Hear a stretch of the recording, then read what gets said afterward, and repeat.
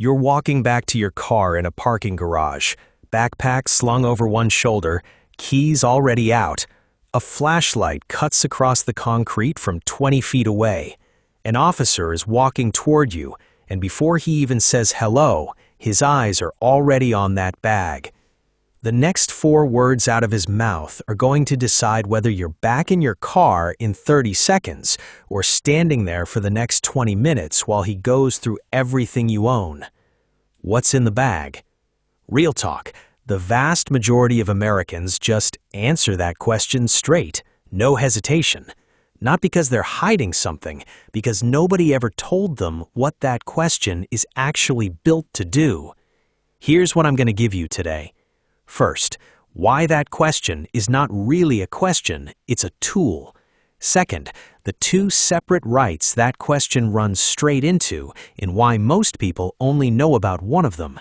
Third, the exact 7 words that shut this down clean every time.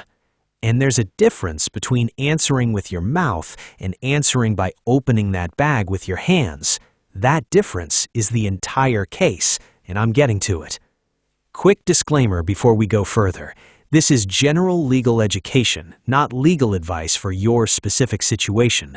Laws shift some from state to state, so if this is actually happening to you, talk to a licensed attorney where you live. Now, let's get into why that question is so much more dangerous than it sounds. Here's what most people never clock in that moment. What's in the bag is not curiosity. It's a consent fishing technique, and it works because most people think politeness equals safety. He doesn't know if you know your rights. The second you start explaining snacks, laptop, gym clothes, whatever it actually is, he's not just getting information. He's building a comfortable, cooperative tone that makes the next question feel small. Mind if I take a look? And by then, you've already been talking for a full minute. This tactic relies on you not knowing the law, not on any individual officer being dishonest. He's trained to ask, you were never trained to answer. Consequence 1, anything you say about the contents can be used to justify further questioning, even if it's completely innocent. Consequence 2, and this is the one nobody explains, if you hand the bag over or zip it yourself, that is a search based on your consent, not a warrant. You thought you were just being a normal, cooperative person.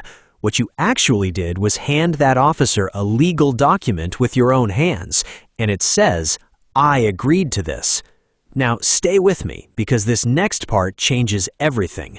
The law's actually built to protect you here, on 2 separate fronts, and that officer is counting on you only knowing about one of them, if that.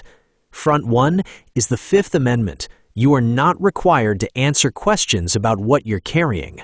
Period. Front 2 is the 4th Amendment, and this one's about consent, not silence. The Supreme Court ruled on this directly in Schneckloth v. Bustamante in 1973. Here's the plain English version. If you consent to a search, that consent can be valid, even if the officer never told you that you had the right to say no, and even if you honestly didn't know you could refuse. Sit with that. You can give up a constitutional protection without ever being told the protection existed. That's not a loophole cops invented, that's the actual rule. There's a second piece to this, and it's about whether you even had to stop and talk in the first place. Florida v. Bostick, 1991. The test is whether a reasonable person would have felt free to leave or end the encounter. If it's a truly voluntary conversation, you were never required to engage at all.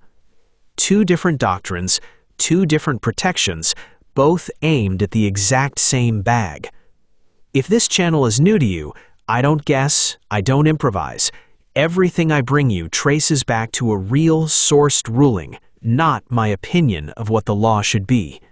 Subscribe if you want the next one before it happens to you. So what are you actually supposed to say with your mouth in that moment? You can't just go silent and stare at him. That reads as suspicious, and it doesn't actually protect you if you haven't said the magic words out loud.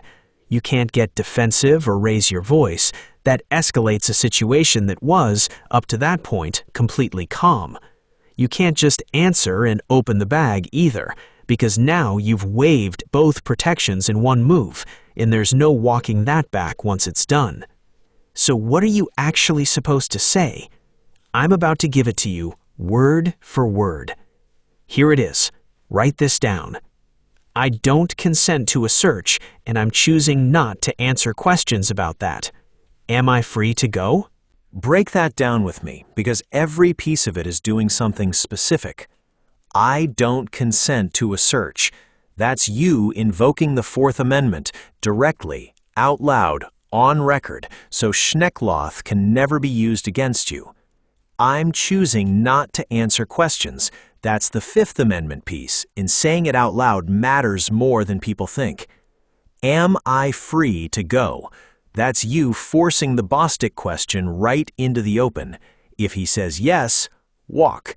If he says no, you now know this isn't voluntary anymore, and that changes everything about what happens next. You don't have to be hiding something for that question to cost you everything. You just have to not know the law. That's it. Simple, legal, effective. The law was already on your side before he even opened his mouth. And if it feels wrong to say all that without also being clear you're not causing a problem, add this. I'm not resisting. I'm not being difficult. I'm just not consenting to a search or answering questions right now. That line matters. It keeps things calm, and it makes clear this is a legal boundary, not a confrontation. I already know what you're thinking. What if he doesn't just let it go? Scenario 1. He says, if you've got nothing to hide, this'll take 2 seconds. You say, I understand, but I still don't consent to a search. That works because Schneckloth doesn't care about his tone or reasoning. Consent has to be freely given, and you just decline to give it. Scenario 2. He searches anyway despite your refusal. You say, I'm not resisting. I want it on record that I did not consent to this. That doesn't stop the search in the moment, but it preserves the exact issue your attorney would need later if that search gets challenged in court. Both times, you walked away holding more legal ground than he did, even if the encounter didn't feel like a win in the moment. Remember that difference I told you at the start? Words versus hands? That's the whole case. Say the words. Don't move your hands. That parking garage moment isn't really about the bag. It's about what happens the second after he asks a follow-up question you didn't expect, and that's its own situation entirely. I'm breaking that down next.